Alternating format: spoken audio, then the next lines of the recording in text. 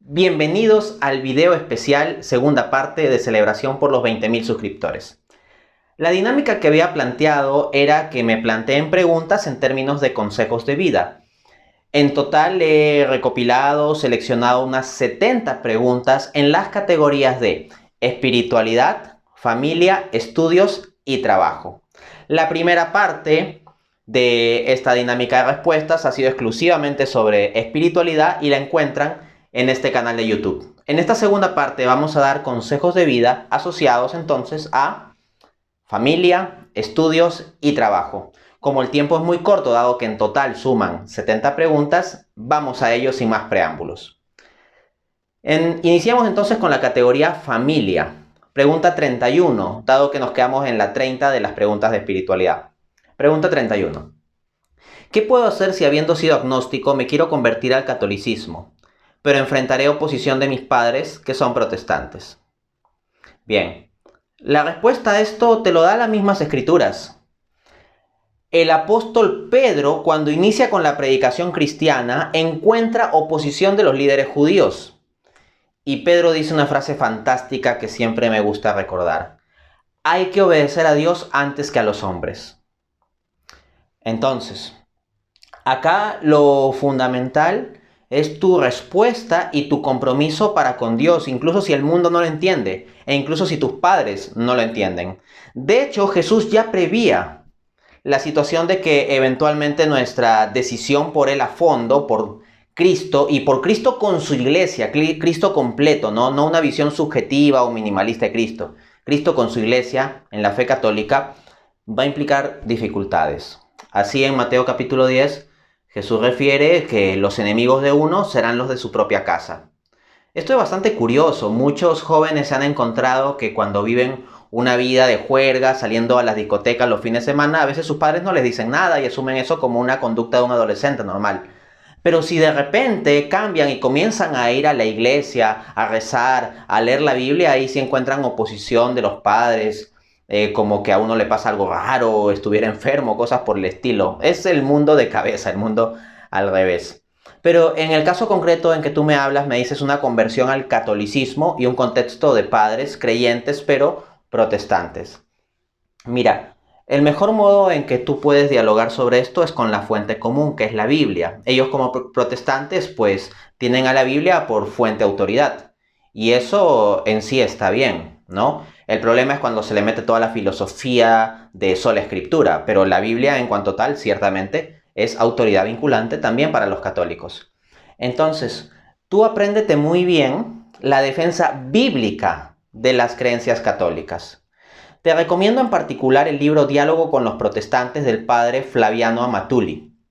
Es un libro que explica de forma bastante sencilla la respuesta a las objeciones protestantes más comunes. Entonces, si tus padres vienen con las objeciones protestantes recurrentes, las que suelen salir siempre, ese libro es una buena forma de responder a nivel introductorio. Ojo, esa es la apologética más básica en lo que es apologética católica, pero para introducirse y saber responder funciona bastante bien. Luego ya, si eventualmente uno requiere más información, claro que hay todo un mundo amplio de la apologética, ¿no? Pero no me puedo explayar mucho en eso. Asimismo, tú muestra el valor de tu vivencia católica. Es decir, no te quedes solo en la formación apologética o de conocimientos, sino comienza a desarrollar vida espiritual. Mira películas de la vida de los santos, participa de la misa, participa de la Santa Eucaristía. Que Cristo viva dentro de ti y tú lleva a ese Cristo dentro de ti a tu hogar.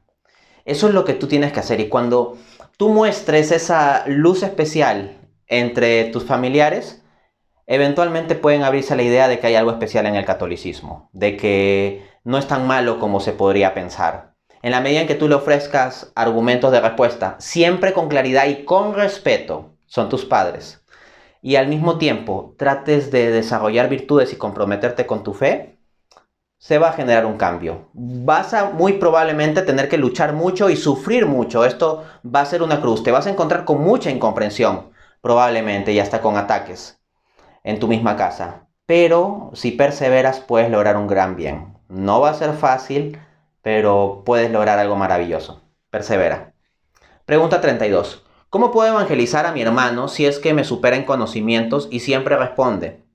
La persona que me hacía esta consulta me dice que tiene un hermano bastante culto y que pues sabe muy bien a filósofos como Slavoj Žižek, la filosofía del marxismo, Michel Foucault, etcétera. Bueno, si tal vez no tienes las herramientas académicas o terminológicas para entrar en un diálogo con él al mismo nivel intelectual, lo que puedes hacer es ofrecerle autores. Por ejemplo, un autor interesante es Blaise Pascal, en su obra Pensamientos. Sería bueno que le ofrezcas el libro Pensamientos de Blaise Pascal si es que no lo ha leído, y luego que te comente un poco qué piensa sobre eso.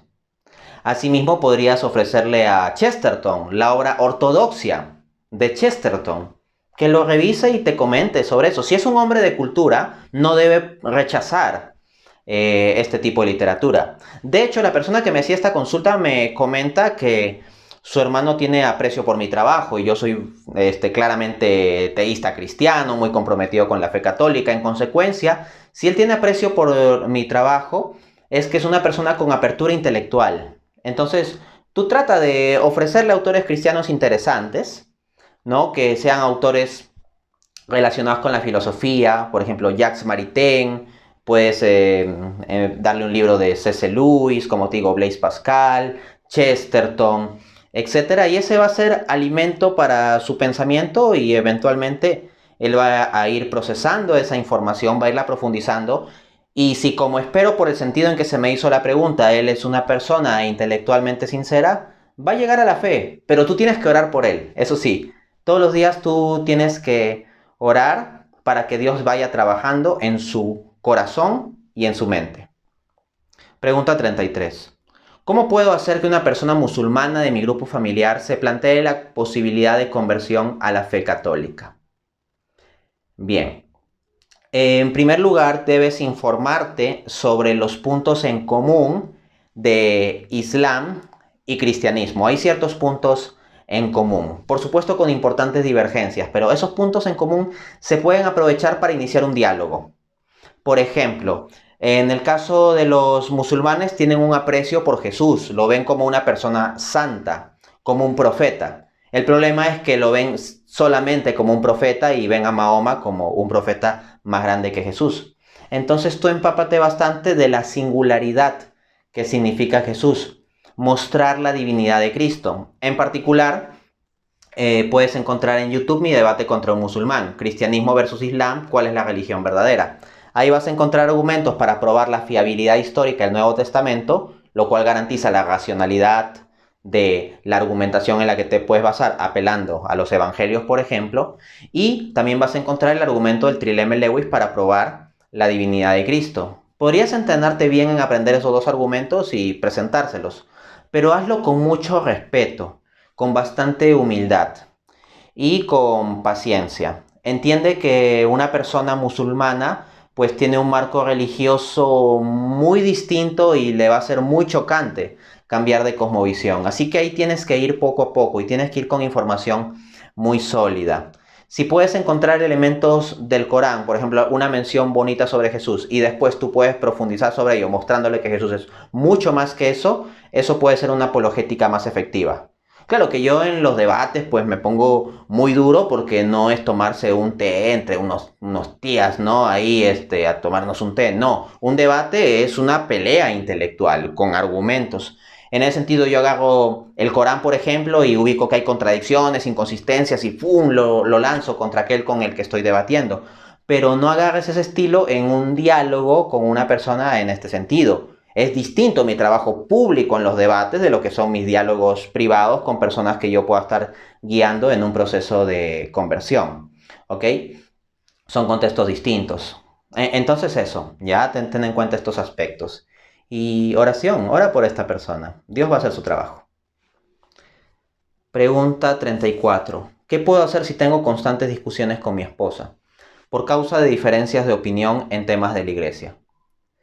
Bueno, la persona que me hace esta consulta es alguien muy católico y su esposa también está bastante comprometida con la fe católica, pero resulta que hay conflictos dentro de la familia, discusiones constantes que eventualmente pueden afectar al matrimonio y en consecuencia de forma indirecta pero muy real a los hijos, por divergencias sobre coyunturas de la iglesia, ¿no? Como lo que pasa en las últimas décadas o determinadas acciones o declaraciones de los miembros de la jerarquía de la iglesia, etc. ¿Qué se puede hacer con respecto a esto? En primer lugar, la clave es la humildad.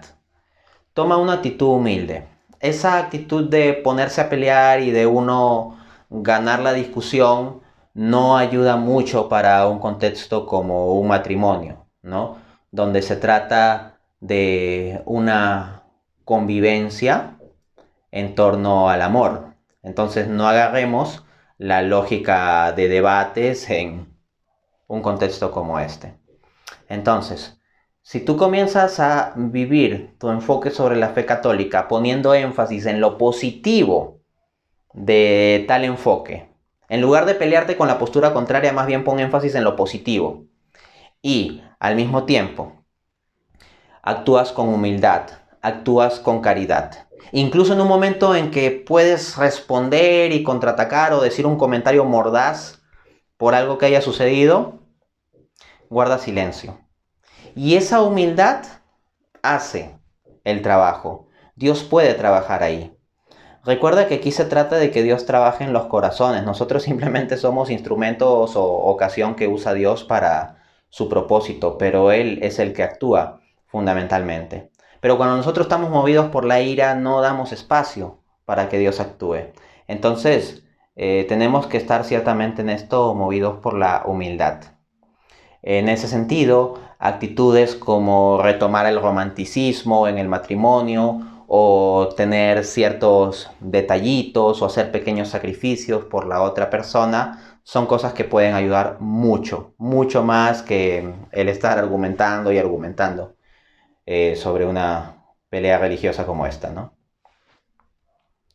Pregunta 35. ¿Qué puedo hacer frente a un familiar que decide tener un bebé mediante reproducción in vitro y que tiene 2 embriones congelados si no ha pedido opinión ni consejo? No hay que tener tantos respetos humanos, o sea, cuando un familiar engorda, por ejemplo, los demás familiares no tienen problema en decirle, oye, has engordado, oye, deberías hacer dieta. Oye, podrías comer esto en lugar de esto otro. Oye, no deberías comer aquello. O sea, cuando ha habido un cambio en el cuerpo de uno, como que uno engorda mucho o adelgaza mucho y todos los familiares opinan y se meten. Pero si es una cuestión relacionada con el alma, ahí sí como que no, porque es políticamente incorrecto hablar sobre religión o hablar sobre política. Bueno, Chesterton decía que lo único de lo que interesa hablar en el fondo es eso, es de religión y de política. Si no vas a hablar de eso, lo otro son puras tonterías, prácticamente, cosas banales. Entonces, en los contextos familiares o de amigos es muy común que nos metamos a dar opinión sobre cuestiones de salud del cuerpo de las personas sin que nos hayan pedido opinión, porque decimos es por el bien de su salud. Pero cuando se trata del bien del alma, ahí sí como que tenemos muchos reparos. Entonces, con esta consideración yo creo que deberías abordar el asunto. De nuevo, el enfoque aquí no es pelear, no se trata de un debate, ¿no? Yo tengo mi contexto de debate, pero eso no significa que cuando yo voy a comprar el pan me pongo a debatir con el panadero o cosas por el estilo. ¿Ok? Entonces, del mismo modo, no es que tú vayas a juntar un conjunto de argumentos en contra de la reproducción in vitro y se los vas a lanzar ahí. No. Lo que tú tienes que hacer en un contexto como el familiar es ofrecerle ciertas consideraciones. O sea, esto sería en privado, en una ocasión en que puedan hablar los dos. Porque si hay más personas presentes, él por necesidad de proteger su propia imagen va a tener que contraatacar muy fuerte. No, en una ocasión en que estén los dos solos en tranquilidad, dile, oye, yo he estado leyendo un poco sobre esto de la fecundación in vitro, me ha parecido curioso el tema y he encontrado esto. Y le comienzas a presentar ponderaciones de argumentos en contra de esto que él querría aplicar, ¿no? Trata de hacerlo reflexionar y ora bastante por esa persona. Por supuesto, trata en lo posible de utilizar argumentos seculares si es que él no es creyente o si no está comprometido con la fe, lo cual muy probablemente será el caso, que no esté comprometido con la fe si es que va a acudir a este tipo de método. Existen argumentos seculares al respecto, hay filósofos y pensadores de la bioética que, sin necesidad de apelar a la Biblia o al magisterio o lo que sea, dan argumentos en contra de este tipo de manipulación de la biología humana. Pregunta 36.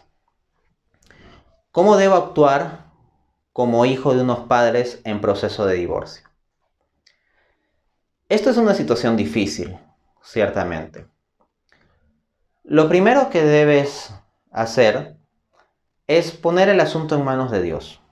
Dios sabe lo que hace y Dios también sabe lo que permite. Entonces, si eventualmente Dios permite ese divorcio, tú siempre pon las cosas en sus manos. ¿Ok? Dios también puede actuar y cambiar determinadas cosas para que el divorcio no se dé. Pero si por causa del defecto del libre albedrío de los cónyuges, por causa de su orgullo, su egoísmo, su ira o lo que sea, terminan rompiendo un compromiso, pues entonces esto es algo que queda en libertad de ellos. Es decir, no te vayas a culpar por si se diera el caso del divorcio de tus padres. Ora para que Dios trabaje en ellos. No simplemente orar para que ello no suceda, sino sobre todo para que ellos puedan tener un camino auténticamente de conversión.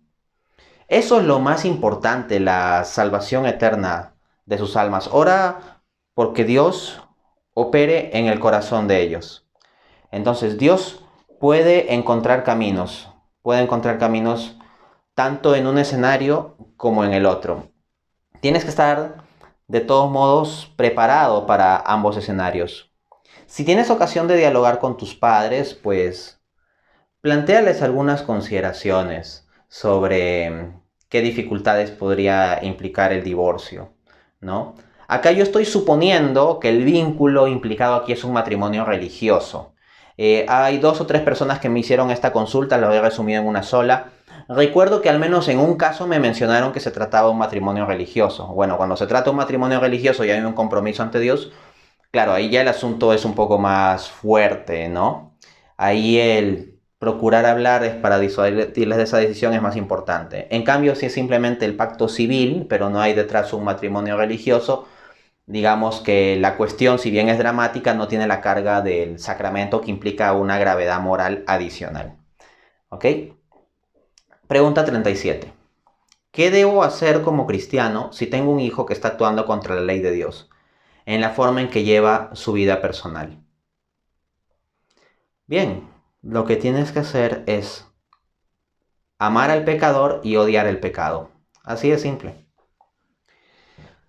A veces sucede que porque tenemos un amigo o un familiar o un padre, un hijo, un hermano que incurre en cierta falta respecto de las leyes de Dios, por el aprecio que tenemos a esas personas, más bien lo que hacemos es relativizar lo que dice Dios, ¿no?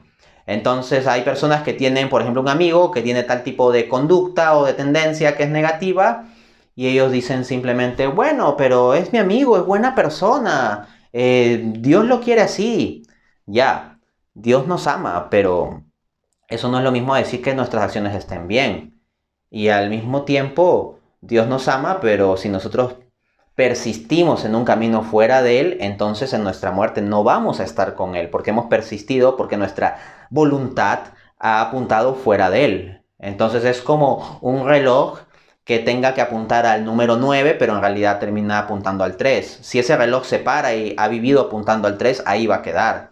De una persona que viva fuera del camino de Dios, apuntándole en contra, puede tener esa consecuencia de que va a quedar ahí por su propia decisión. Entonces es un acto de caridad preocuparnos por la salvación eterna de esas personas. Eso no significa que inmediatamente le tengas que hablar del tema del infierno o cosas por el estilo, la condenación eterna. No, eso puede eventualmente entrar en juego, pero yo diría que para nada tendría que ser la primera carta que saques. Si no, lo que tú tienes que hacer es dejar muy claro que de acuerdo a tus principios morales, tal conducta en que esté incurriendo tu hijo o tu hija está mal y esa conducta no es aceptable. Pero al mismo tiempo tienes que ser muy claro y muy enfático en que siempre tendrás la puerta de tu casa abierta para tu hijo, para tu hija. Entonces, se da un amor incondicional de que tú le vas a aceptar a tu hijo, pero al mismo tiempo un rechazo firme de la conducta. Entonces, en la medida en que esas dos cosas estén claro, que este hijo o esta hija es amado por ti incondicionalmente y que tú siempre le vas a amar, no importa lo que haga, no importa en lo que persista, pero al mismo tiempo que no vas a aceptar tal tipo de conducta, le puede dar claridad moral. Inmediatamente lo que puede pasar es que va a reaccionar mal y te va a rechazar, pero si tú persistes en tu postura de que lo que hace está mal, pero al mismo tiempo en mostrarle amor y siempre la puerta de tus casas abiertas y tratarle con cariño, eso puede ir generando un camino para conversión. Y como ya he dicho en bastantes respuestas a preguntas anteriores, tienes que orar. Me he encontrado en los últimos años y sobre todo en los últimos meses con que la oración tiene un poder muy muy grande. Hay muchas cosas que nos superan y con oración se logran. Entonces, ora bastante por tu hijo, ora bastante por tu hija para que cambie. Por ponerte una analogía, suponte que tengas un hijo o una hija que es drogadicto y te dice, mamá, tú tienes que aceptarme porque eres mi mamá y me quieres, entonces por favor déjame que yo vaya a la cena y que lleve mi droga, ¿ya? Y yo me pueda poner, mientras estamos en la cena de Navidad, me pueda poner a fumar mi marihuana, porque tú me quieres y me aceptas, ¿verdad? O puede decir, ¿sabes qué? Sobre esto de la droga, pues he conocido a tal grupo de amigos que también les gusta esta droga. Como tú eres mi mamá y me quieres, me tienes que permitir que en la cena de Navidad yo pueda entrar y que se sientan también mis amigos ahí, ¿no? Los drogadictos. Y de paso nos ponemos a fumar, ¿no? O si quieres no fumamos en la mesa, pero después de comer nos vamos arriba a mi cuarto, cerramos la puerta y ahí fumamos tranquilos. Eso no puede ser. O sea, lo que tiene que tener claro tu hijo, tu hija es que él siempre tiene las puertas abiertas de tu casa, pero la droga no. La droga se queda fuera. Y si hay compañeros en este tema de la drogadicción, eso se queda fuera. Él siempre va a poder entrar a tu casa. Lo que no entra a tu casa es la droga. Entonces ese amor incondicional, con esa claridad moral, más la oración, puede ir dando efecto, pero va a ser una lucha constante. Acuérdate de Santa Mónica, que tuvo que orar años de años por la conversión de su hijo San Agustín. Pero no se puede perder el hijo de tantas lágrimas, no se puede perder la hija de tantas lágrimas. No se perderá el hijo de tantos rosarios, no se perderá la hija de tantos rosarios. Toma esta estrategia y reza mucho.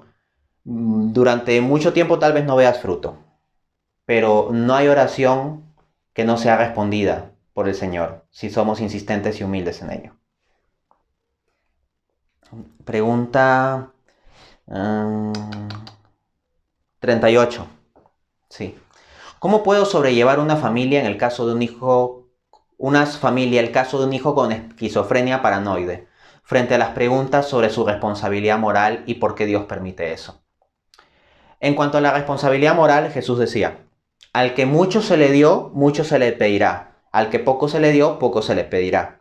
En el caso de las personas que tienen problemas mentales, grandes limitaciones psiquiátricas y todo eso, respecto del juicio moral sobre ellos hay múltiples atenuantes.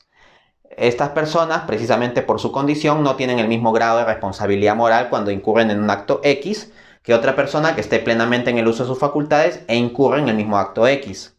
Así que Dios tiene conocimiento de esas circunstancias y Dios juzga con juicio justo. Y recuerda que ese Dios que juzga con juicio justo es un Dios misericordioso y omnisciente. Entonces, Él sabe todas las circunstancias de este hijo con esquizofrenia paranoide, sabe todas sus limitaciones. Y Dios no lo va a juzgar como si no tuviera limitaciones, ¿ok? Así que por ese lado puede haber un tanto ese elemento de tranquilidad como atenuante. Luego, ¿por qué Dios permite eso? Sería muy amplio responderlo. Puedes encontrar en mi canal de YouTube una entrevista como de 1 hora de por qué Dios permite el sufrimiento. ¿Ok? Entonces recomiendo bastante que tú y tus familiares vean esa entrevista. ¿Por qué Dios permite el sufrimiento? Una respuesta desde la razón y la Biblia. Algo así es el título del video. También tengo un video, aunque es un tanto más filosófico, que se titula El problema del mal refuta la existencia de Dios. Les puede servir revisar ello. Básicamente la idea aquí es que lo que tendríamos sería un mal existencial, un sufrimiento. Pero Dios puede suscitar bienes mayores a través de ese sufrimiento. Por ejemplo, supongamos una persona que tenga limitaciones mentales. Tal vez Dios sabe que si esa persona no tuviera esas limitaciones mentales, eventualmente podría tomar un curso de vida que lo podría llevar por mal camino y eventualmente condenarse. Tal vez teniendo las limitaciones mentales, eventualmente tiene un juicio más misericordioso y puede salvarse. Dios lo sabe en su providencia, Él es soberano a permitir esas cosas. Al mismo tiempo, tener un hijo en tal situación, un familiar en tal situación, nos lleva a tener que practicar las virtudes de la paciencia, de soportar, de saber sobrellevar las cosas con valentía. Y eso desarrolla cualidades morales en nosotros que nos preparan más para la vida espiritual. Puede terminar siendo una ocasión para suscitar más bien la salvación de los otros miembros de la familia en tanto lleven esto con amor.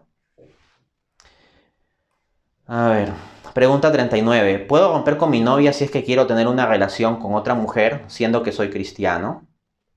Bueno, en primera instancia hay que precisar que en un contexto cristiano el noviazgo se orienta hacia el matrimonio. O sea, si uno no tiene expectativa de matrimonio cuando está en un noviazgo, entonces no tiene el enfoque cristiano. El tener simplemente un noviazgo sin tener esa perspectiva es tener un vacilón, es jugar con fuego, y la gente que juega con fuego eventualmente se quema. Es decir, eventualmente ahí vienen las heridas emocionales y todo ese tema, ¿no? En que en lugar de amar a las personas las usamos y terminamos insatisfechos con ese tipo de vida. También se va a dar el caso que si vivimos en esa dinámica usando a los demás, eventualmente nos puedan usar a nosotros. Ojo, yo digo esto como principio general, no estoy diciendo necesariamente que la perspectiva de la persona que me ha hecho esa pregunta sea esa. Yo no tengo todos los detalles. Pero me dice, quiero romper con mi novia para tener una relación con otra mujer. La pregunta es, ¿por qué quieres tener una relación con otra mujer? Es decir, en esa relación con otra mujer, ¿tienes elementos de juicio claros que te orientan hacia un rumbo de vida que te haría pensar que ahí sería factible un matrimonio? Y encuentras motivos claros de por qué esto no se daría con la novia que tienes actualmente. Si esto lo tienes claro, pues podrías eventualmente tomar la decisión, porque un noviazgo o un enamoramiento se puede romper. Un matrimonio ya con el sacramento no, pero lo previo a eso sí, así que es mejor tomar una decisión sabia antes. Pero la pregunta es, ¿por qué quieres tener una relación con otra mujer? Eh, ¿Hay las razones suficientes de un compromiso de amor hacia algo serio o simplemente una pasión o enamoramiento? Si es esto último, pues no siempre suele acabar bien, por decirlo de forma muy eufemística. Pregunta 40. ¿Qué debo hacer si estoy muy enamorado de una chica que no comparte mi fe católica? Lo que yo te puedo decir es, si estás muy enamorado, o sea, si me haces la pregunta si es porque tienes así como muy enfocado que no quieres ver otra opción. Ok, y puede ser, yo no sé las circunstancias de cada uno y al mismo tiempo Dios puede suscitar esto.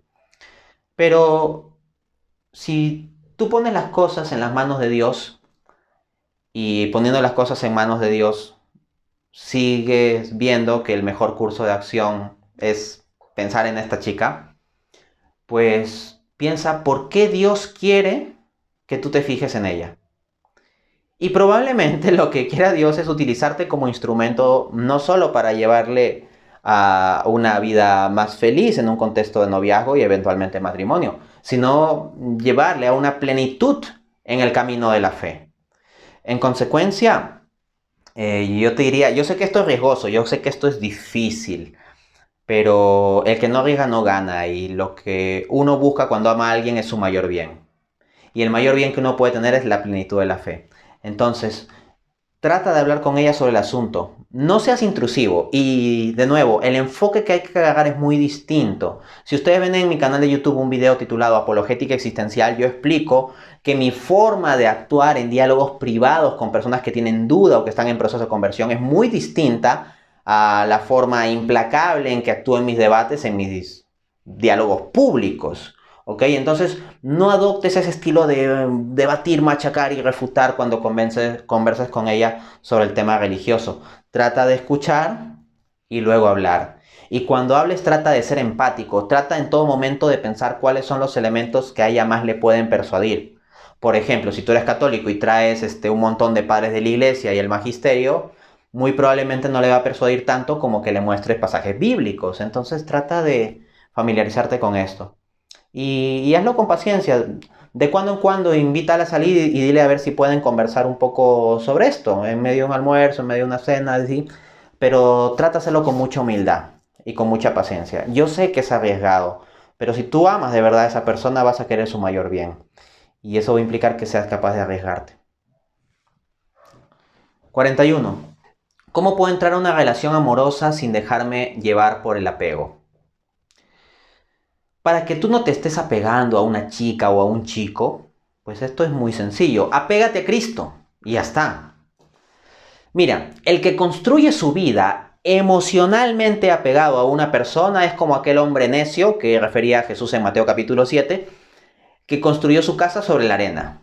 Oye, las personas somos imperfectas. Si tú construyes tu vida con base en el apego emocional a un hombre o a una mujer, somos volubles como la arena y al final, como dice la parábola, vinieron los vientos, vinieron las olas, la casa vino abajo y fue un gran desastre.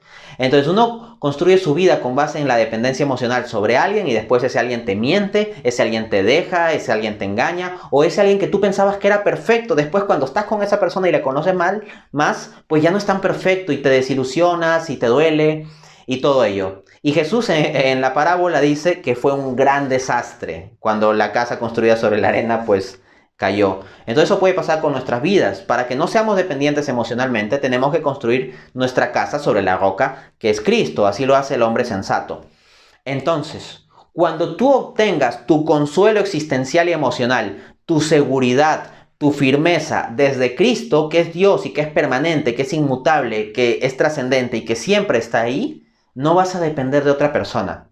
Y cuando tú tengas esa seguridad y esa independencia de tu persona, cuando tú entres a una relación, en lugar de entrar en una lógica inmadura de querer recibir y que te comprendan y que te perdonen y que te amen, lo cual te va a mantener en mucha zozobra todo el tiempo porque las personas no suelen responder así, tú más bien vas a entrar con la lógica del dar.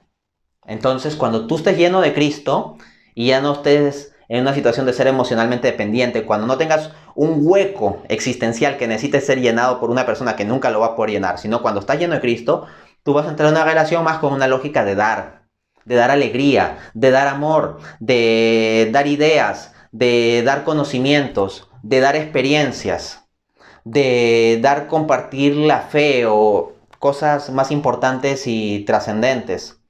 Entonces, tú no te vas a pegar cuando pases de la lógica de la necesidad de recibir a la lógica de la necesidad de dar por amor.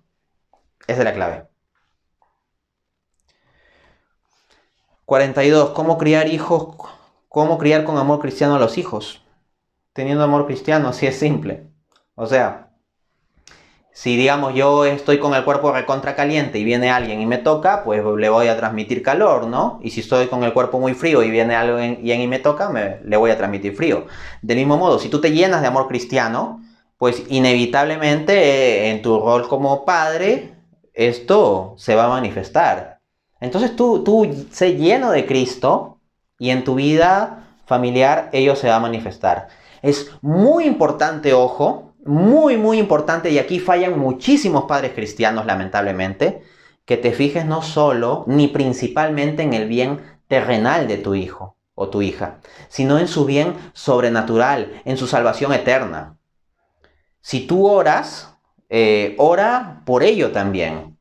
Por ejemplo, yo cuando oro en las noches, la primera petición que hago por medio de la intercesión de María específicamente es para que Dios pues proteja a mi bebita de todo mal. Te pido la intercesión de María que le pida a Diosito que proteja a mi bebita de todo mal.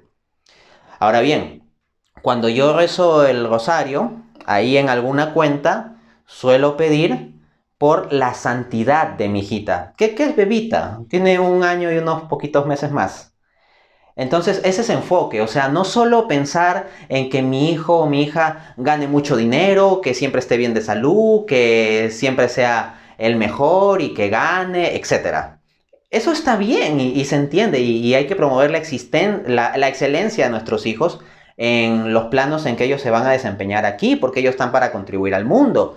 pero lo fundamental es la vida eterna. Entonces yo fundamentalmente me acuerdo de pedir por la santidad de mi hijita. Entonces eso, padres de familia. ¿Cuántos padres cristianos que simplemente se preocupan de que si sus hijos comieron, están estudiando y si tienen dinero, etcétera? Y si están bien emocionalmente, pero no se preguntan de si se van a salvar. No se preguntan de si están llevando su vida santamente. Eso es lo que tiene que preguntarse un padre cristiano. No sé cómo hay tanta gente que no se pregunta eso. Es un absurdo. Bueno, pregunta 43. ¿Qué debo hacer ahora para ser un buen esposo y padre de familia en el futuro? Wow, me parece excelentísimo que un joven haga esa pregunta. Me la envió un joven católico. ¿Por qué? Porque nosotros cuando somos jóvenes andamos muy pendientes de encontrar la persona perfecta. Queremos encontrar a la chica perfecta, por ejemplo, los varones, ¿no? Queremos encontrar la chica perfecta con la cual yo me voy a casar. O las mujeres están buscando al chico perfecto, el que me va a hacer feliz y con el cual me voy a casar.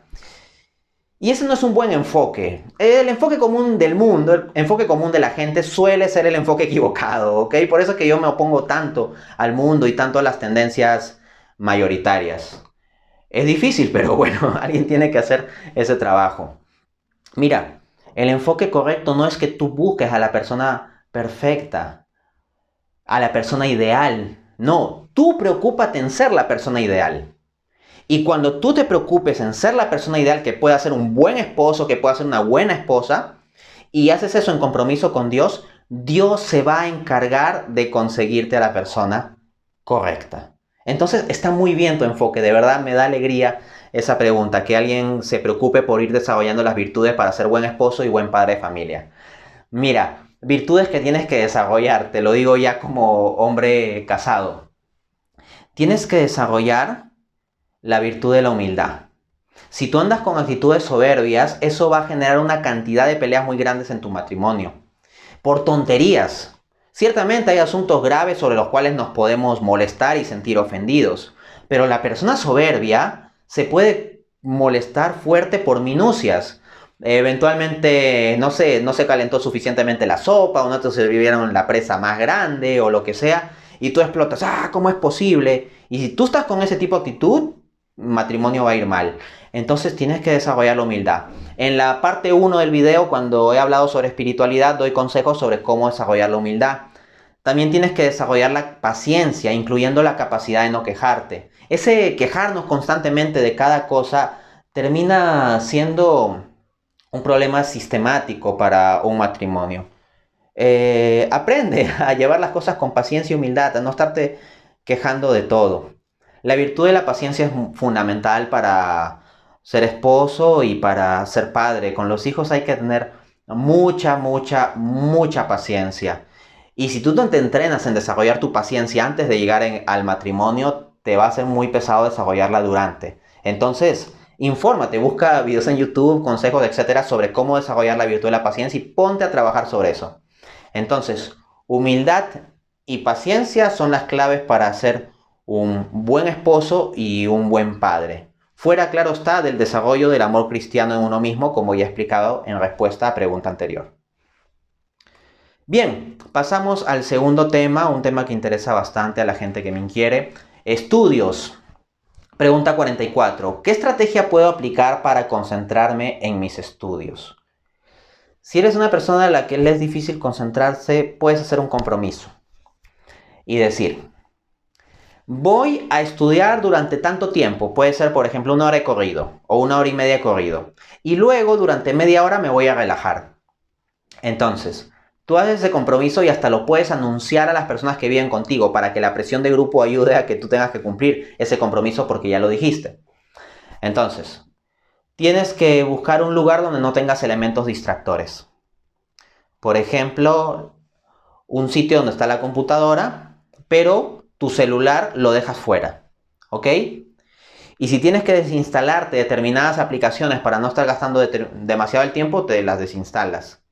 Y si eventualmente, en lugar de centrarte en lo que tienes que hacer, de repente estar en la computadora y te pones a hacer otras cosas, revisar tus redes sociales o lo que sea, algo que puedes hacer es ponerte en la computadora en algún sitio donde alguien a quien le hayas dicho que vas a dedicarte a tus estudios pueda verlo.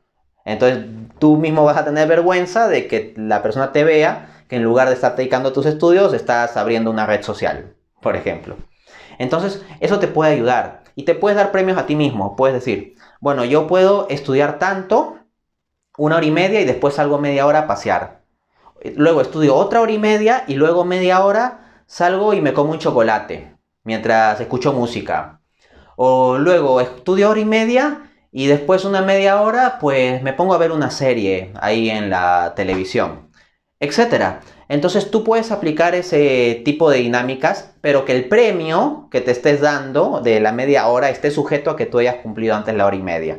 Esto de hora y media es relativo. Tú puedes convertirlo en 45 minutos de estudio y 15 minutos de un relajo o un premio. Es algo que ya pues tienes que aplicar, ¿no? Y tienes que dejar, como digo, fuera los distractores. Es muy difícil ponerse a estudiar al comienzo cuando uno quiere hacer otra cosa. Pero una vez que comienzas, ya el seguir se hace más fácil. Ahí tienes que tener fuerza de voluntad. Pregunta 45. ¿Qué métodos de estudio puedo aplicar para alcanzar un nivel de conocimiento como el tuyo? A ver, ¿qué métodos de estudio? Algo que yo hago es interrelacionar constantemente mis conocimientos. O sea, yo no veo mis conocimientos de sociología como aislados respecto a mis conocimientos de derecho, de filosofía, de teología, etcétera, sino que constantemente los interrelaciono. Entonces, lo que tú puedes hacer es, cuando tú estudias algo, preguntarte en qué se relaciona esto con otras cosas, con otras áreas. Y al crear esas interrelaciones tienes más conocimiento. Porque mira, conoces A y conoces B. Pero también vas a conocer la relación entre A y B, si te pones a pensar así globalmente.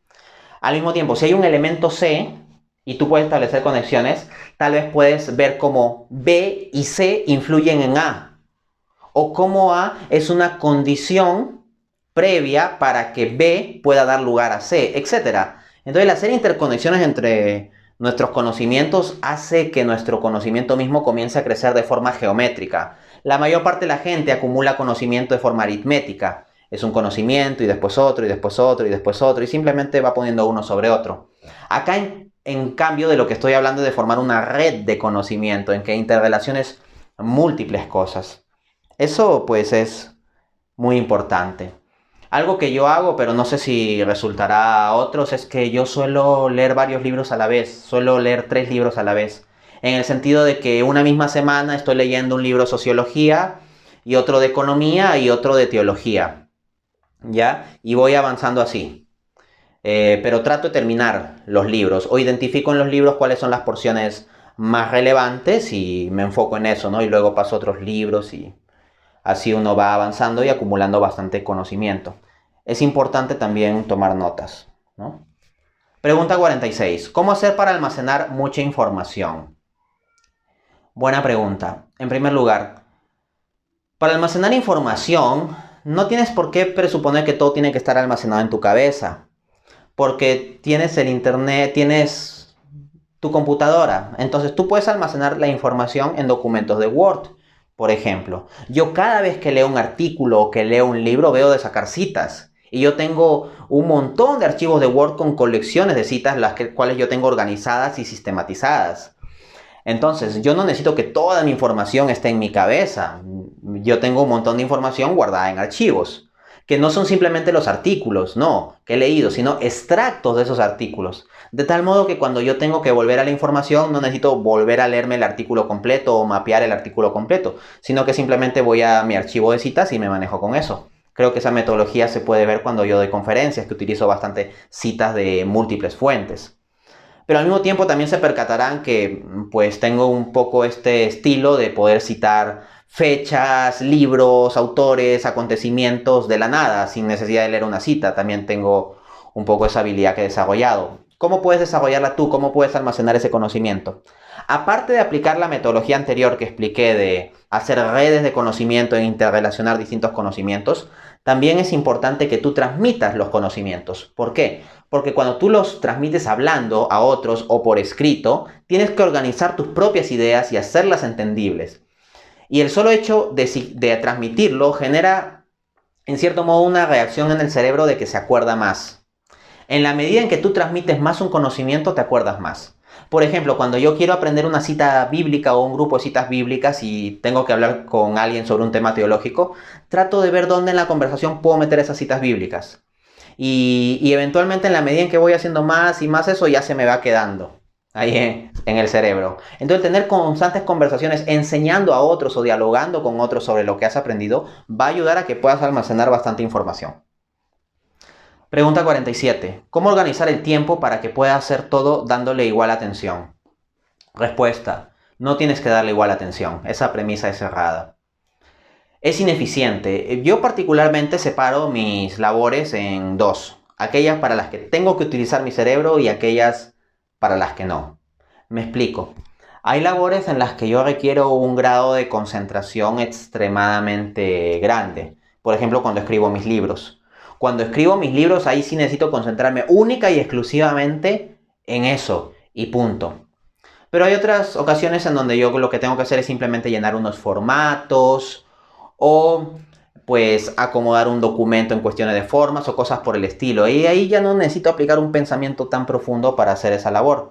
Entonces yo puedo hacer eso mientras estoy viendo una serie, por ejemplo. No algo importante, ojo, sino algo que pueda ser relativamente automático. O me pongo a escuchar una prédica o un video de apologética o de economía, etc. Y paralelamente voy haciendo la actividad que es más mecánica. Tienes que tratar de hacer dos cosas a la vez, pero clasificarlas así. Que una de las cosas que hagas sea alguna para la cual no necesites utilizar mucho tu cerebro y en otra sí. Por ejemplo, algo que yo hago, que estoy aplicando y me está funcionando bien, es utilizar una herramienta que te lee texto. Un documento lo convierto en PDF, lo abro y hay una opción en internet que te lee el texto con una buena voz natural. Entonces, yo pongo mi computadora y pongo a una voz ahí electrónica, pero que las están haciendo cada vez mejores a leer el texto. Y me pongo a barrer, me pongo a lavar los platos, me pongo a limpiar, me pongo a hacer quehaceres de la casa que me toca hacer, pero no hago solo eso, sino que paralelamente estoy escuchando. Y cuando quiero sacar una cita, porque yo tengo el documento abierto al costado, digo, me paro un momento, digamos, dejo la escoba o los platos un momento, me limpio las manos y al toque saco la cita, la copio, la pego y vuelvo a lo mío. Entonces tengo ese tipo de técnicas o atajos. También trata de aprovechar los tiempos muertos. Por ejemplo, yo soy profesor universitario. La hora académica no dura 60 minutos, dura un tanto menos de 60 minutos. Entonces cuando yo acabo una clase, puedo acabar, por ejemplo, no sé, digamos a las 4:50 pm o 4:45 pm y tengo unos 10 o 15 minutos antes de las 5 de la tarde. Aprovecho esos tiempos muertos. Entonces, si tengo que aprender, por ejemplo, idioma portugués como antes hacía, agarro el Duolingo con el que me está entrenando en portugués y lo resuelvo en unos 10 minutitos y aprovecho ese pequeño tiempo. O tengo muchas consultas que me llegan de WhatsApp. Hay mucha gente que me hace muchas consultas. Entonces, esos pequeños tiempos muertos aprovecho para responder consultas. ¿Ok? Entonces, esa es otra técnica, que comiences a aprovechar los tiempos muertos. Eso es fundamental. Lo otro es que te hagas un Excel o un Word de actividades que tienes que cumplir durante el día o durante la semana. Yo tengo un Excel ahí donde pongo las actividades que tengo que hacer y cada vez que cumplo uno, abro y lo elimino.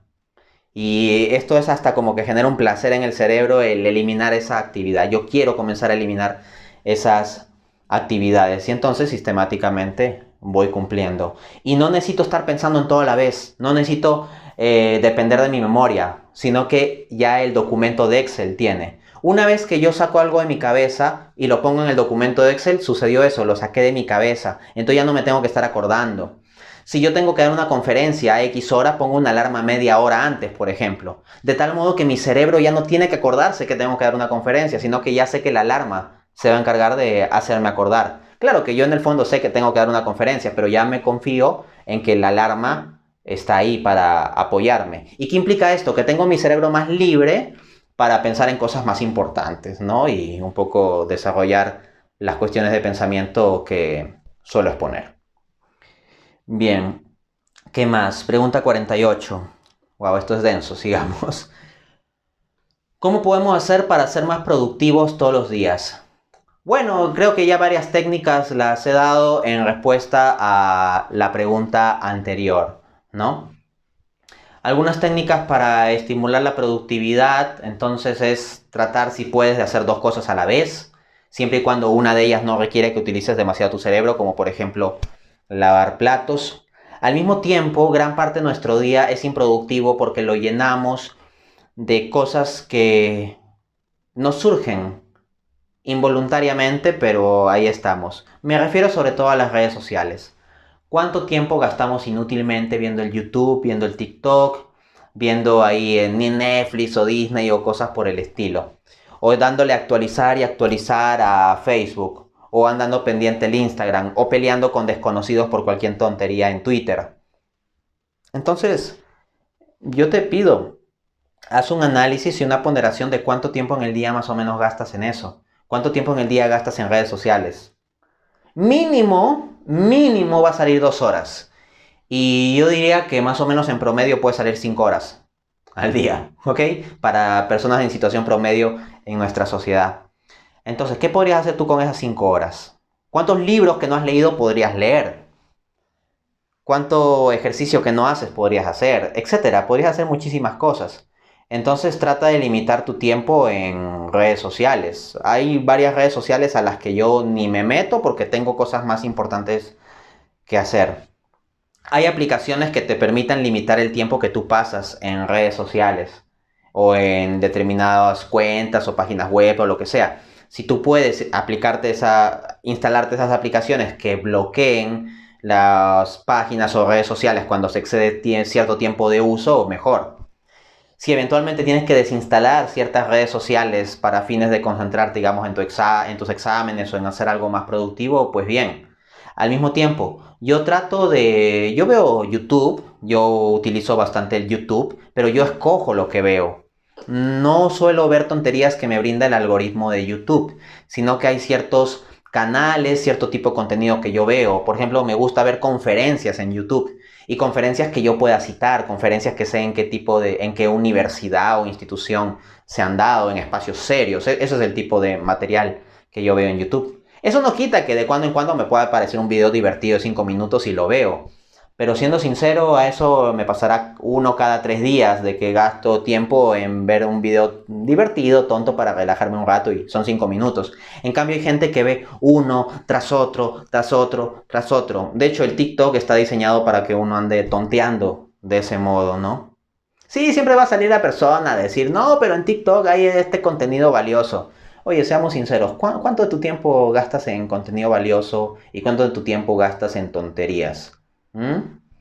¿Ya? Así que el otro son excusas baratas. Es mucho mejor leer libros que pensar que vas a aprender el pensamiento, la ciencia, la filosofía, la vida, viéndote videitos de TikTok ahí de cualquiera que se pone a decir cualquier cosa, ¿no? E incluso por más que fuera un sabio, ¿tú crees que la sabiduría así estructurada de un pensamiento estructurado como el que necesitamos se transmite simplemente en 30 segundos o en un minuto?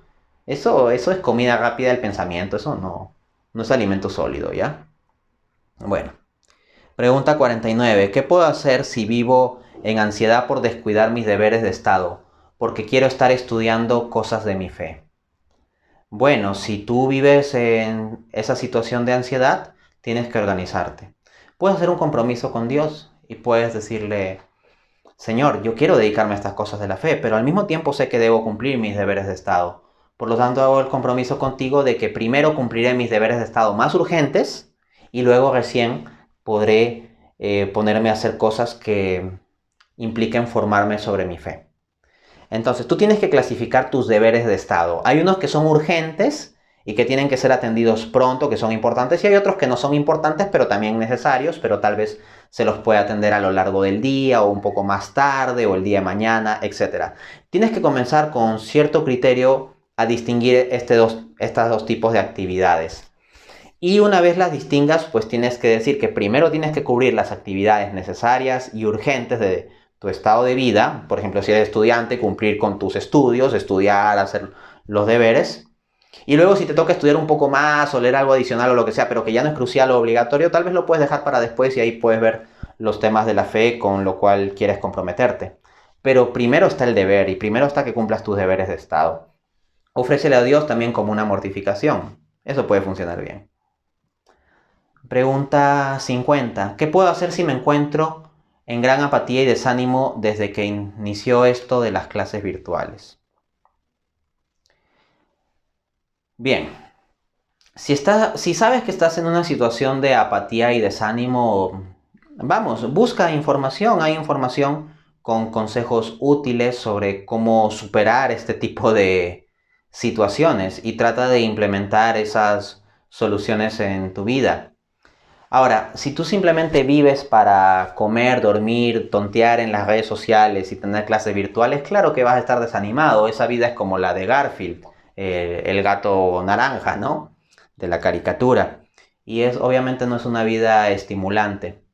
Entonces, si tú quieres tener más motivación, tienes que incorporar otros elementos en tu vida, como ponerte un horario para hacer ejercicio, o por ejemplo, salir a correr o hacer deporte, etcétera. O si no, para aprender algo que sea estimulante, para aprender cuestiones, no sé, sobre finanzas, sobre tu mejora personal, sobre apologética, sobre la fe, documentales, etcétera. Pero haz cosas que sean intelectualmente estimulantes o espiritualmente estimulantes y eso te va a ayudar. No reduzcas tu vida simplemente a levantarse, comer, dormir, tontear en redes sociales y asistir a las clases virtuales. Tienes que buscar una excelencia más allá de eso. Comprométete con alguna causa. Eso es importante. Una causa la cual tú puedas apoyar a nivel físico o virtual, dependiendo del caso. Bien, pregunta 51. ¿Qué me podrías decir respecto de que estoy desmotivado sobre seguir mi carrera de economía? Oye, ¿cómo te vas a desmotivar de seguir la carrera de economía? Es la mejor carrera. Mira, la economía es una carrera muy bonita, no siempre se enseña bien, lamentablemente, pero tú no tienes por qué depender simplemente de lo que te vayan a enseñar en los libros. Hay material bastante interesante y serio en YouTube, por ejemplo. Hay conferencias de economía, clases magistrales de economía. Te invito a revisar mi propio canal con múltiple material de economía, incluyendo por ahí algún debate, etcétera. Y eso, entonces trata de recuperar tu pasión por la economía yendo a un conocimiento de la economía que no sea simplemente lo que pasivamente vas a recibir en las clases. Al mismo tiempo, reflexiona, o sea, el economista es uno que tiene un montón de buenas salidas laborales. O sea, un economista puede trabajar como docente, como investigador, como asesor de gobierno, como consultor, como empresario, puede trabajar como funcionario público en ministerio, puede trabajar en empresa privada, asesor de empresa privada, puede realizar inversiones financieras o participar de la política fiscal o de la política monetaria, trabajar para organismos internacionales, etcétera, etcétera. Entonces las salidas laborales del economista son muy interesantes y que tú te estés dejando llevar en una vorágine de desánimo y probablemente mediocridad por esto es desperdiciar una gran oportunidad. Tú puedes tener una vida muy excelente como economista, entonces no dejes pasar eso. No dejes que el desánimo te venza. Y si te sientes desmotivado, pues reflexiona más de por qué estudias la carrera de economía. Retoma esos propósitos. Y mira películas o escucha videos que te motiven. Busca, no gastemos nuestro tiempo tontamente en YouTube. Si te sientes desmotivado, entonces busca charlas, busca prédicas, busca conferencias que hablen sobre motivación. Y esto nos puede ayudar, ¿no? Comienza a desarrollar una vida espiritual, que Cristo sea tu fuerza. Y así va a funcionar mejor. Pregunta 52. ¿Cómo puedo superar el haber fracasado en la carrera de mis sueños por no haber podido sobrellevar el sistema universitario? Bueno, por la forma en que la persona me hizo esta consulta, yo supongo que esto es como algo consumado, ¿no? Que ya no puede retomar la universidad. Pero si eventualmente tú puedes retomar la universidad, trata de identificar cuáles fueron las razones que llevaron al eventual fracaso y trabaja sobre ellas y tal vez puedas superarte y volverlo a intentar en el contexto universitario. Pero al mismo tiempo, si no encuentras esa vía, pero realmente tienes el sueño, no te niegues a ello y entonces sigue esa carrera, pero por fuera del sistema universitario. Por ejemplo, hay diplomados, hay cursos, hay certificaciones donde no tienes que llevar todo el sistema de formación universitaria, pero puedes obtener algunos cartones, algunos cursos llevar. Hay algunos gratuitos, hay otros pagados. Tú tienes que ver la oferta disponible en internet y comenzar a llevar un poco certificaciones, cursos por esa vía alternativa. Es algo que puedes hacer. Te puedes formar de modo autodidacta. Hay bastante material gracias al internet.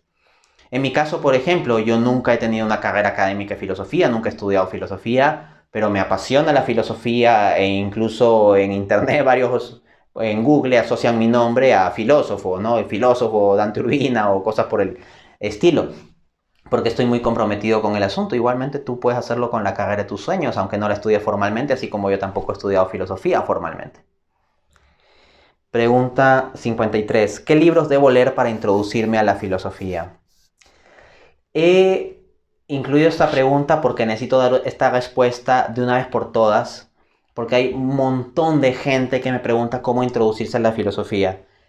En cierto modo mi respuesta va a ser decepcionante, pero espero que sea valiosa, que la sepan entender. No sé. Me explico. La gente quiere aprender a nadar antes de tirarse al agua. O sea, está allí que quiere ver el manual de natación y no tirarse al agua. La forma en que yo aprendí filosofía fue leyendo directamente a los filósofos.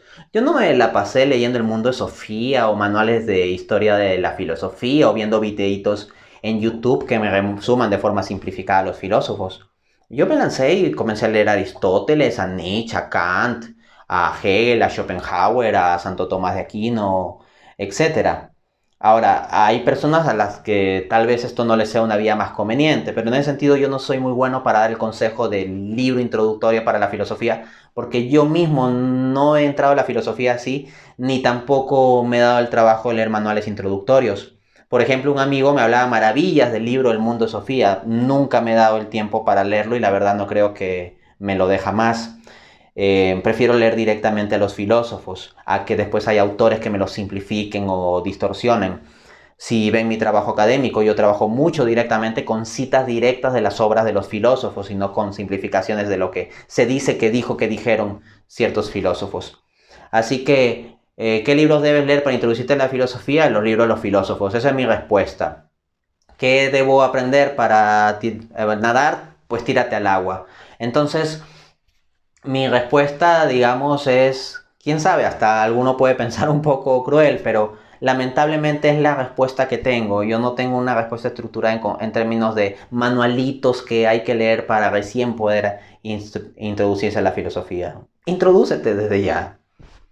Los seres humanos tenemos la capacidad de pensar sobre lo filosófico. Que no entiendas todos los asuntos del lenguaje cuando lees un libro filosófico. Ok, nadie entiende todo, pero en la medida en que te vayas familiarizando, cada vez vas a ir entendiendo más y más. Pregunta 54. ¿Qué debo hacer para iniciarme en la apologética? Bueno, para iniciarte en la apologética, tú debes tener una vida de fe. No vas a ser convincente si no estás claramente convencido de tu vida de fe. Te sugiero también estudiar las falacias, para que seas muy claro en saber identificarlas cuando en la discusión, en la argumentación alguien las cometa, y también para que tú mismo te cuides de no cometer falacias. Asimismo, pues ver si quieres tomar el camino de ser un apologista que trabaje en varias áreas o te quieres centrar solo en un área en específico. Personalmente yo trabajo en varias áreas: la apologética teísta, del teísmo filosófico, la apologética cristiana, de la defensa de la historicidad del cristianismo, por ejemplo, de la resurrección, la divinidad de Cristo, etc. Y lo que es específicamente apologética católica, aunque al presente no he publicado argumentos detallados sobre eso, ya será cuando saque mi libro ¿Cuál es la iglesia verdadera? Pero yo trabajo en todas esas áreas. Me relaciono con apologética histórica, veo temas de ciencia, temas de Biblia, hermenéutica, padres de la iglesia, cuestiones de criterios de historicidad, etcétera, muchos asuntos. Entonces tú tienes que elegir si quieres ser un apologista que se especialice en algún área o tener más bien un rango más general de respuestas. Dependiendo de ese caso, tienes que identificar a los autores que sean más relevantes y procurar leerlos. Creo que es muy importante leer la Suma Teológica de Santo Tomás de Aquino. Asimismo, pues te puede servir leer las obras de San Agustín. Son obras apologéticas muy interesantes y el lenguaje en que están escritas las obras de San Agustín no es un lenguaje particularmente complejo. Conviene que veas buenos debates sobre apologética, pero no cualquier debate tonto entre youtubers, ¿ya? Sino debates bien organizados, debates formales, ¿ok? O sea, con estructura, con reglas, ver un buen intercambio de nivel intelectual, tomar notas y luego comenzar a entrar a diálogos apologéticos. El entrar a constantes diálogos te va a entrenar y cada vez vas a ir siendo mejor en esto. Pregunta 55. ¿Tu libro Dios existe me puede ayudar en la catequesis para jóvenes? Respuesta sí. O sea, el libro está escrito para que toda persona, más o menos con un rango de conocimiento de haber terminado bien su secundaria o estar en un rango de estudios universitarios, independientemente de qué carrera sea, lo pueda entender. Al menos al 95% a más. Así que sí, creo que los jóvenes pueden encontrar mucha utilidad de que se le incluya ese tipo de elementos en su catequesis, porque en la universidad les vienen muchos ataques intelectuales que les hablan de cosas de física, de historia, de filosofía, etc. Y si en la catequesis no se les enseña al contraataque con la misma física, la filosofía, la historia y todo ello, van a estar desarmados y eventualmente algunos pueden perder su fe y eso es grave. Así que sí, el libro está para ser utilizado, ¿no? Pregunta 56. ¿Qué puedo hacer para leer mucho en poco tiempo? Bueno, un poco hilvanando con los consejos anteriores, aprovecha los tiempos muertos. Si por ahí tienes un tiempo de 15 minutos en que terminaste, por ejemplo, una clase o un trabajo y después viene otra cosa, en esos 15 minutos aprovecha y lee un poquito. Si puedes leer en el bus, lee en el bus. Si puedes conseguirte audiolibros, usa audiolibros. Yo aplico hoy en día bastante audiolibros porque ya no me da el tiempo de sentarme tranquilo únicamente a leer. Al ser ya padre de familia, pues hay múltiples obligaciones que tengo que atender. Pero mira, yo me pongo, digamos, a lavar los platos y pongo un audiolibro. Agarro un libro que esté en audio y lo escucho. Y cada vez que hay una cita que quiero sacar, apunto en qué minuto se dijo de lo cual yo quiero sacar cita. Y luego me destino un día en la semana o unas horas, unas cuantas horitas en la semana para sacar todas las citas de aquello que yo he estado escuchando. Entonces eso te puede ayudar a leer bastante en poco tiempo. El revisar varios libros a la vez a mí me funciona, pero hay otras personas tal vez a los que les conviene focalizarse en un solo libro. Eso yo ya no sé qué convenga a cada uno. Pasemos pues al bloque número 3 de esta segunda parte. Trabajo. A ver, consejos sobre trabajo. Me preguntan, pregunta 57. ¿Cómo puedo hacer para conseguir prácticas? Bueno, ahora la cosa está difícil, ¿no? Con esto de la pandemia y todo el asunto. No obstante, puedes aplicar algunas estrategias. Por ejemplo, algo que puedes hacer es cada día hacer una dinámica de identificar empleadores. Métete a plataformas donde se realicen ofertas laborales y comienza a recopilar los datos de los correos electrónicos y los puestos de trabajo. Yo hacía así, por ejemplo, me formaba un archivo de Excel, ponía una lista de correos electrónicos de personas y contactos y puestos de trabajo, y como en el caso mi interés era trabajar en docencia, y es trabajar en docencia, pues me averiguaba los planes de estudio de las respectivas universidades y ponía pues los cursos que yo potencialmente podía dictar y eventualmente envié varios correos y recibí respuesta de entre las respuestas que recibí por ahí de algunas buenas universidades y logré insertarme. Entonces puedes hacer ese tipo de trabajo. Al mismo tiempo, preocúpate mucho en pulir tu currículum. Infórmate en internet sobre cuáles son las técnicas o consejos de cómo presentar bien un currículum vitae y asegúrateselo muy bien. Y el que la sigue la consigue. Vas a tener que estar enviando ahí postulaciones y todo eso. Y otra cosa que tienes que hacer es identificar cuáles son las habilidades que más interesan a los empleadores. Por ejemplo, hoy en día se exige mucho el manejo de Excel para muchas actividades prácticas. También en varios trabajos se está pidiendo manejo de bases de datos, de Python, de R, etc. Entonces, en el campo laboral en el cual tú quieras entrar, fíjate cuáles son las habilidades que más piden y si esas habilidades no te las han enseñado en la universidad, trata lo más pronto de conseguirlas. Pero conseguirlas con un certificado, porque los empleadores van a querer alguna acreditación o certificado. Si puedes matricularte en un curso de Excel, no sé, Excel financiero, Excel administrativo, o de Python, o lo que sea que requieras, matricúlate en un curso online, vale la pena hacer esas inversiones para que tú puedas acreditar ante empleadores que tienes determinada habilidad. ¿Ya? Pregunta 58. ¿Qué debo hacer si quiero dejar una huella en el mundo, pero me siento confundido sobre qué es lo que quiero hacer? Si eres una persona de fe, pues ponlo en manos de Dios, ora, y Dios irá encaminando las cosas para que se te vaya dando respuesta. Esto no significa que se va a abrir los cielos y va a bajar una voz o va a salir una voz a decir tú debes hacer esto o estudiar aquello. No, o sea, ese camino no suele suceder.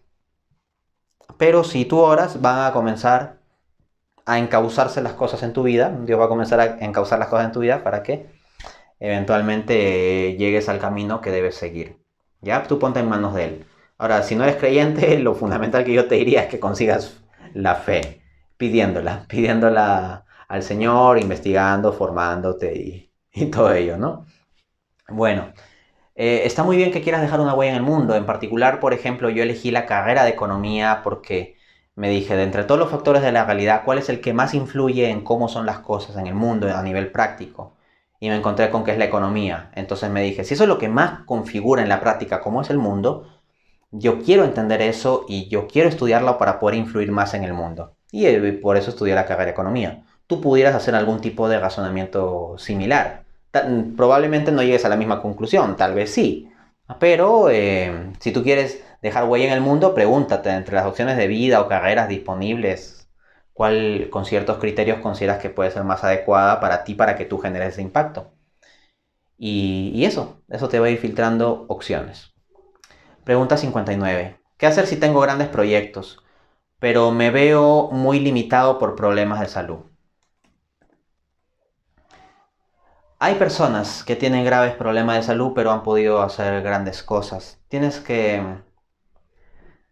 ser más grande que esas limitaciones. Yo podría dar una respuesta ahí, diciendo, bueno, acá hay que comprender la situación, pero eso ya tú lo sabes. En cambio, lo que yo quiero animarte es que si tú eres una persona que tiene grandes proyectos, si Dios ha puesto eso en tu corazón, es porque puedes hacerlo. Así que pide su gracia y pide su ayuda. Te puedes encontrar con personas que tienen limitaciones, sordos, como Beethoven, gente que está paralítica, gente que ha tenido mucha pobreza o que ha pasado desgracias y que han dejado huella en la humanidad, que han hecho grandes cosas. Entonces, por los problemas de salud que tienes tendrás un margen más limitado para actuar, pero en el fondo todos tenemos restricciones o limitaciones, algunos más que otros. Te toca una batalla más grande, sí, porque tienes limitaciones más grandes, pero si tienes grandes proyectos es porque tú tienes sueños más grandes que el promedio de la gente. La gran mayoría de la gente simplemente tiene visiones muy mediocres de la vida, ¿ya? Están muy bien de salud, pero tienen visiones mediocres y no aportan nada. Entonces, cuando yo veo una persona como tú que tiene grandes proyectos, yo no quiero que se quede en no aportar nada. Así que procura salir adelante. No sé tu situación exacta de salud, pero bueno, hay que orar por ello. Vamos a orar por ello, ¿ok? Que Dios vaya encaminando las cosas y que tú puedas generar el impacto que esperas en el mundo. Pero no pierdas tus sueños. Más bien la persistencia por lograr tus sueños y alimentarte de ello mental y espiritualmente, más bien puede ser que ayude a tu curación. Como digo, no sé tu situación exacta de salud, pero si tú tienes un buen estado anímico y estás motivado, eso va a generar una influencia positiva sobre el cuerpo que puede ayudar a que te cures, o incluso si no te curas, a que puedas de todas maneras actuar por sobre tus limitaciones. Yo prefiero confiar en eso, porque eres una persona que tiene sueños grandes y no quiero que eso se pierda. Bien, pregunta 60. ¿Qué me recomiendas si a futuro quiero ingresar a la política? Em, Como que ha cambiado bastante mi perspectiva en los últimos meses y creo que cada vez más se repite en las respuestas que estoy dando la palabra oración. Em, pero eso, si quieres ingresar a la política, ponte a orar mucho. La política es un mundo muy cochino y por ello mismo se requiere hombres muy limpios, muy honestos. Y esa honestidad solo la vas a sostener desde la oración. Si tú quieres estar de pie ante los hombres en ese mundo difícil y traicionero de la política, tienes que estar de rodillas ante Dios. ¿Ok? Eso es fundamental. Al mismo tiempo te recomiendo leer muy bien la doctrina social de la iglesia. Tener un enfoque sobre las cuestiones de política, economía y sociedad iluminado por la fe. Y procura ser coherente con eso porque esa es la mejor sabiduría de principios que tenemos para orientarnos. Al mismo tiempo, pues fíjate cuáles son las cosas del sistema político que están mal y piensa qué cosas puedes hacer tú para que eso se vaya cambiando. Y trata de ir formando contactos, alianzas de personas que puedan pensar similar a ti. Porque no se trata de que un momento a otro sales a política y eres candidato y la gente tiene que votar por ti. Esto se tiene que construir desde antes. Entonces, créate alguna plataforma, alguna página de Facebook o en alguna red social para ir difundiendo ciertas ideas, ciertos ideales valiosos. Comienza a formar una imagen de ti mismo, ¿ok? Yo no sé exactamente tu situación personal o espiritual, pero lo que yo espero o lo que yo quiero es que seas una persona de fe y que tenga una visión de la doctrina social de la iglesia. Y si eso es así, entonces que tú tengas una figura personal que sea más influyente y que más gente te conozca, es algo que va a ser bueno, pero mantente persistente en la oración, por favor, porque hay muchas personas que se corrompen. Entonces necesitas constantemente estar recurriendo a Dios, ¿ok? Pregunta 62. ¿Cómo puedo sobrellevar espiritualmente una situación de desempleo o bajos salarios? Es una cruz que hay que llevar con paciencia, con paciencia. Pero esa cruz tú tienes que cargarla, no arrastrarla. O sea, no la lleves con resignación, llévala con paciencia, pero sin resignación. Es decir, tú sigue luchando. Tu trabajo es buscar trabajo. Entonces lo que tienes que hacer es dedicar un tiempo todos los días a ver posibilidades laborales y enviar postulaciones. Y tienes que enviar muchas postulaciones para conseguir eventualmente un buen trabajo, pues bueno, habrá que enviar muchas postulaciones. Oye, el camino al éxito está pavimentado por fracasos. Aquí voy a aprovechar para transmitir esto, si es que te puede ayudar, espero que sí. Si uno revisa mi página de Facebook o mis perfiles o la forma en que me presentan cuando doy conferencias, pareciera que yo soy una especie de máquina de éxitos. Bueno, detrás de esos éxitos que salen como productos hay todos unos engranajes muy complejos de esa maquinaria de éxitos que son un cúmulo de fracasos, un cúmulo de frustraciones, un cúmulo de intentos. ¿Ok? Así que la situación difícil todos la pasamos en un modo u otro, ¿no? En mi caso, no estoy en una situación de desempleo o bajos salarios, pero también tengo mis luchas y mis fracasos. En ese sentido, quiero animarte de que tú eventualmente puedes conseguir el éxito, subir la escalera del éxito.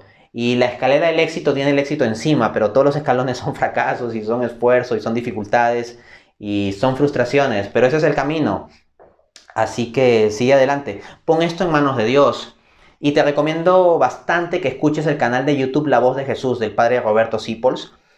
Te recomiendo mucho una prédica que se llama Todo va a terminar bien y otra prédica que se llama Todo depende de Dios. Escúchate esas dos prédicas, búscalas en YouTube. La Voz de Jesús, Roberto Sipols, esos nombres de las prédicas y sé que te van a ayudar bastante.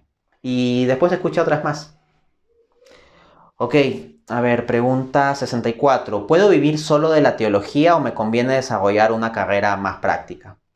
Bueno, en países del mundo desarrollado, Europa, Estados Unidos, uno puede vivir de la teología, pero la persona que me hace esta pregunta me dice, claro, pero nosotros estamos en el contexto de Latinoamérica y acá en Latinoamérica no voy a comer de la teología. Bueno, a menos que seas un pastor protestante que vayas a vivir del diezmo, cosa que a mí no me parecería, por si acaso, no me parece para nada, pero acá me refiero simplemente al tema económico. Claro, vivir solo de la teología pues es complejo, ¿no? Y como digo, si el proyecto es ser pastor protestante y vivir de diezmos, no, yo prefiero que tú tengas la plenitud de la verdad en tu estudio de la teología. No estoy del todo claro si eres católico o protestante, pero bueno, aprovecho para decir esto igual, porque tengo que decirlo. Em, Hay que considerar cada situación en sus circunstancias. Yo no sé tus circunstancias exactas, pero por ejemplo, en mi caso, yo de profesión soy economista y el gran grueso de mis ingresos mensuales los obtengo de mi profesión como economista. Yo soy un economista que pues se dedica a dar conferencias, además de todo el tema economía, también de apologética, teología, filosofía, etcétera, pero fundamentalmente mi sustento económico, con lo cual yo sustento a mi familia, viene por el lado de la economía. Si yo me planteara la posibilidad de vivir exclusivamente de la filosofía o la teología, creo que lo tendría un poco complicado. Y eso que yo soy, vamos, más o menos conocido y todo ello, ¿no? Pero acá en América Latina, pues no hay mucho contexto para que se puedan canalizar ese tipo de oportunidades. En todo caso, personalmente yo estoy perfectamente contento con mi labor de economista y lo que yo quiero como profesión es ser economista. O sea, lo que soy, lo amo. A mí me encanta mi trabajo como docente, como economista, como investigador. O sea, la verdad que estoy muy agradecido con Dios por ello. Pero lo que te quería ilustrar al plantear la hipótesis de que me dedicase solo a la filosofía y la teología para obtener mis ingresos, personalmente es algo que nunca me había planteado hasta este momento, porque, como he dicho, estoy contento con mi carrera como economista. Entonces, si me lo planteo simplemente porque me estás planteando ese escenario y la verdad, para mí, no se da tan conveniente mi situación. Pero yo no sé tu situación. No obstante, si tú me estás haciendo la pregunta es porque te encontrarás con ciertas restricciones económicas o limitaciones. Pero mira, si tú ves la respuesta a las consultas anteriores, he dado varios consejos sobre cómo aprovechar el tiempo. Si tú puedes aprovechar el tiempo y tener un aprendizaje autodidacta sobre la teología, pues igual puedes desarrollar un ministerio de teología. Tú puedes estudiar alguna carrera práctica como una ingeniería, por ejemplo, y al mismo tiempo tener, digamos, un canal de YouTube donde difundas cosas de teología. De hecho, uno de los apologistas católicos que yo más respeto en habla hispana, y me parece un tipo genial, es José Miguel Arraiz.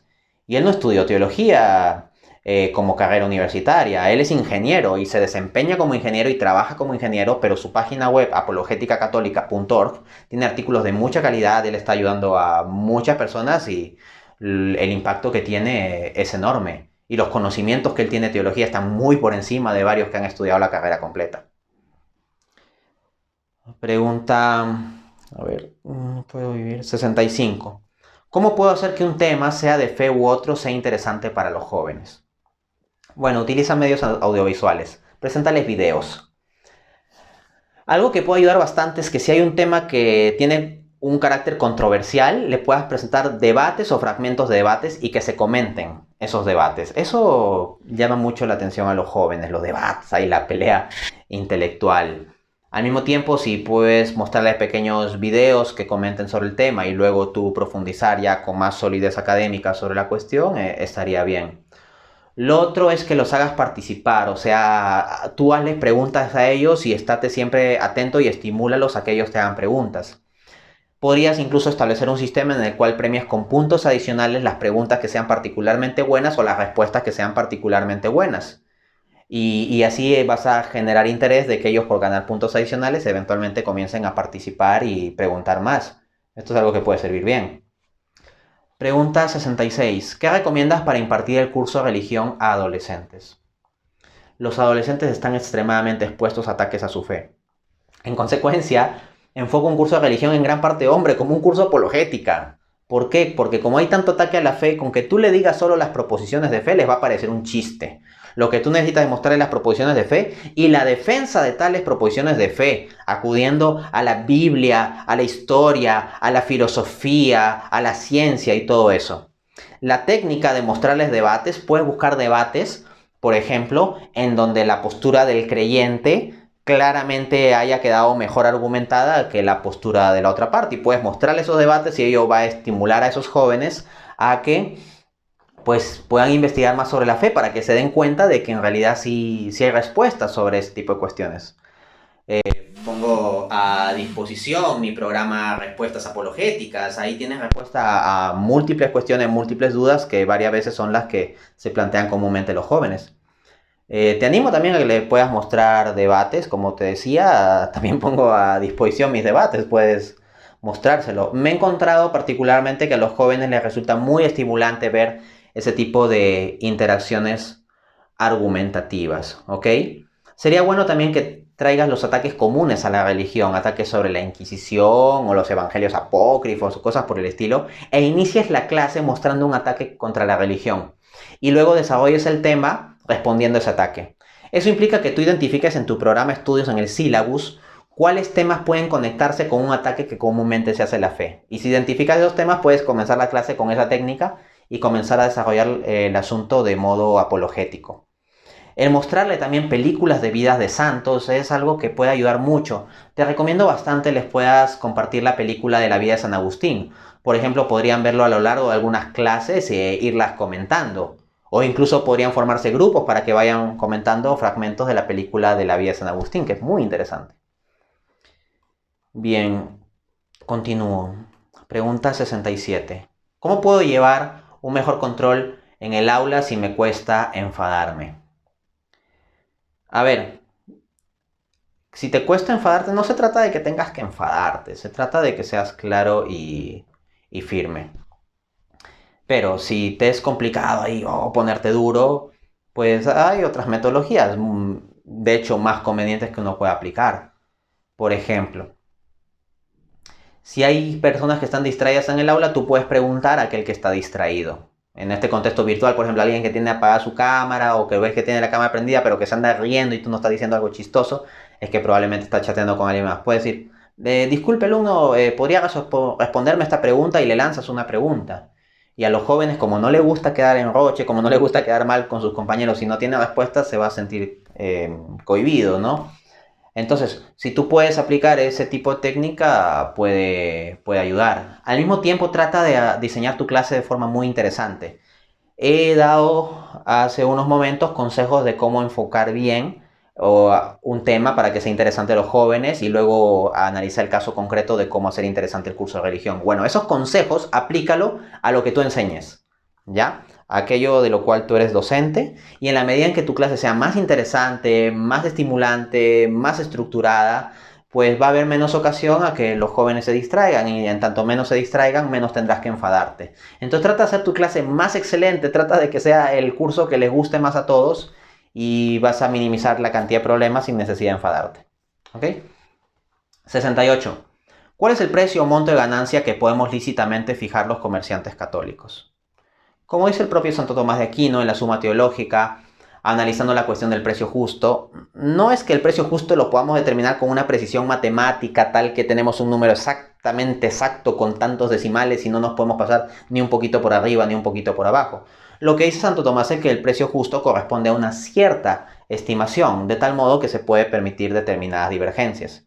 Y el precio justo en teología moral es fundamentalmente el precio que fija una persona justa.